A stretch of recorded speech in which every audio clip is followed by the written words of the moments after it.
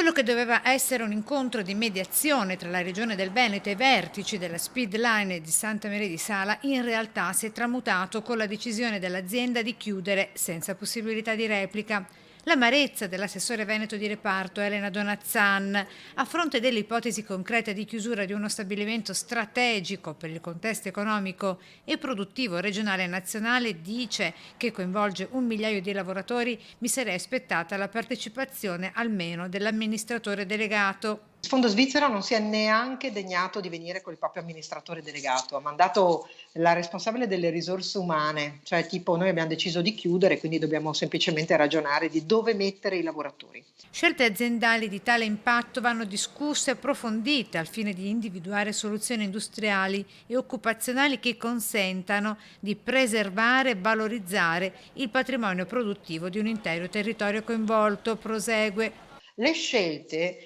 non si stanno facendo nella giusta direzione e io mi aspetto invece che anche rispetto a questa annunciata pioggia di tantissime risorse, forse la più importante dal dopoguerra, di risorse per l'Italia, ma che si ragioni della filiera produttiva e dell'economia. A presenziare l'incontro con la regione mise anche il sindaco di Santa Maria di Sala e la città metropolitana di Venezia. Siamo davanti a una situazione inaccettabile, la Speedline non può e non deve chiudere, il nostro territorio non può rinunciare a questa fabbrica e 600 persone non possono rimanere senza lavoro. Questa scelta della multinazionale svizzera non può essere tollerata e i comuni del territorio, la regione e i sindacati e Confindustria chiedono a gran voce al governo di convocare quanto prima un incontro a livello nazionale per dare a Speedline la stessa importanza di altre crisi, penso ad Alitalia, penso ad Ilva.